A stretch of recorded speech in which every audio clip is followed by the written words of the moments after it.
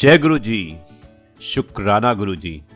नमस्कार दोस्तों, एक बार फिर आपका अपना प्रिय आरजे आदि कश्यप मुंबईचा माणूस और आपके लिए लेकर आया है आपका मनपसंद program positive karma. Episode number है 385 और आज फ्राइडे का दिन है 28 मई। दोस्तों, हमारी एक बहुत अच्छी दोस्त है शारदा अग्रवाल, जो हमें रेगुलर रूप से सुनती भी हैं और साथ में कुछ अपनी कथाओं को, अपनी कविताओं को और अपने वाक्यों को शेयर करती हैं। तो कुछ एक शेयर किया है जो मैं आपको बताना चाहता हूँ। वो लिखती हैं कि तूफान में कश्तियाँ और अहंकार में हस्तियाँ डूब जाती हैं। तूफान में कश्तियाँ और अहंकार में हस्तियाँ डूब जाती हैं, क्योंकि जीते जी इंसान की प्यास कभी नहीं बुझती।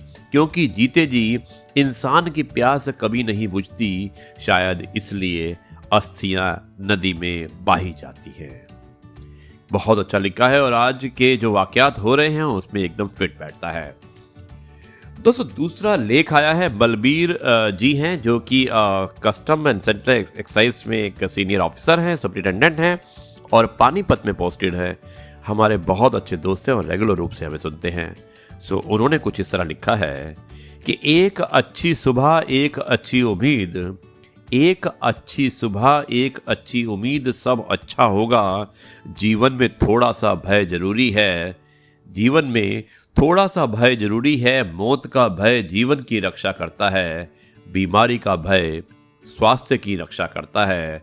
गलती का भय सही राह दिखाता है। गलती का भय सब सही राह दिखाता है। दुख का भय नेकी के रास्ते बनाए रखता है।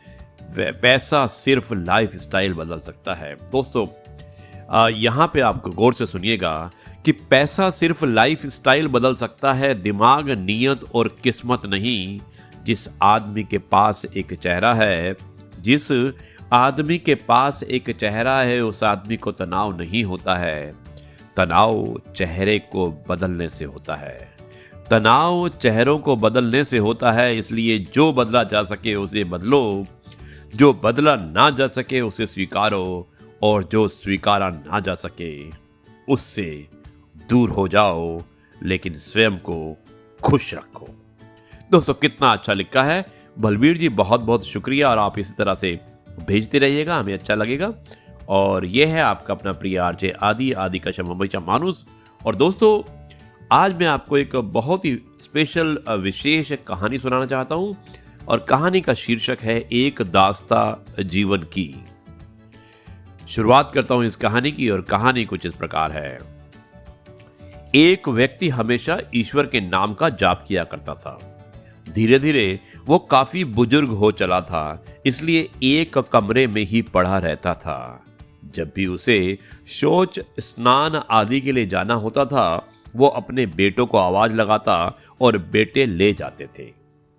धीरे धीरे कुछ दिन बाद बेटे कई बार आवाज लगाने के बाद भी कभी कभी आते और देर रात तो आते ही नहीं थे।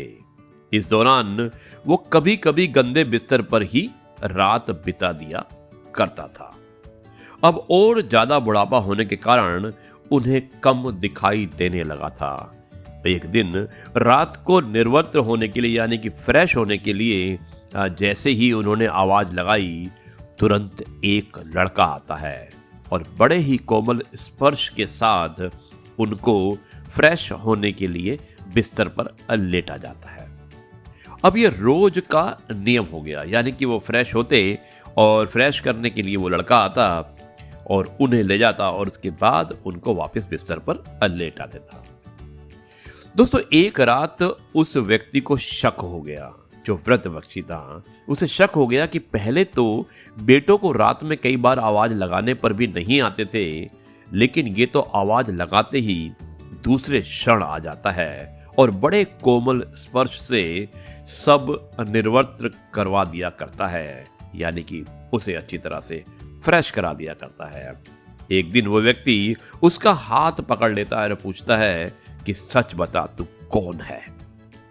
मेरे बेटे तो ऐसे नहीं है।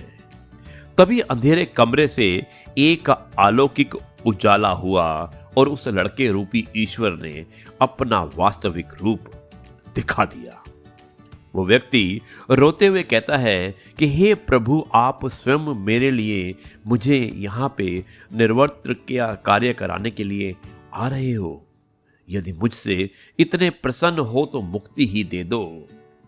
प्रभु कहते हैं कि जो तुम भुगत रहे हो वो तुम्हारा भाग्य है। तुम मेरे सच्चे साधक हो, हर समय मेरा नाम जाप करते हो, इसलिए मैं तुम्हारा दुर्भाग्य भी तुम्हारी सच्ची साधना के कारण स्वयं कटवा रहा हूं। व्यक्ति कहता है कि क्या मेरा भाग्य आपकी कृपा से भी बड़े हैं? क्या आपकी कृपा मेरे दुर्भाग्य को नहीं काट सकती? तो ईश्वर जवाब देते हैं कि मेरी कृपा सर्वोपरि है। ये अवश्य आपकी नियति को काट सकती है, लेकिन फिर अगले जन्म में आपको ये नियति भुगतने फिर से आना होगा। यही कर्म नियम है। इसलिए आपके दुर्भाग्य को मैं स्वयं अपने हाथों से कटवाकर इस जन्म मरण से आपको मुक्ति देना चाहता हूं। भाग्य पहले रचा, पीछे रचा शरीर, तुलसी चिंता क्या करे, बदले श्री रघुबीर। दोस्तों, ये थी कहानी, और कितनी अच्छी कहानी थी।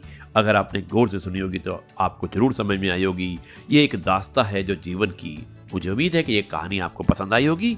अब मैं इस कार्यक्रम को यहीं पर समाप्त करता हूँ, और कल आपसे एक बार फिर मुलाकात करूंगा एक नई कहानी, नए किस्से और नई बातों के साथ। तब तक के लिए मैं आपसे कहता हूँ नमस्कार, जय हिंद, वंदे मातरम, भारत माता की जय, जय जवान जय किसान और जय गुरु जी। शुक्राना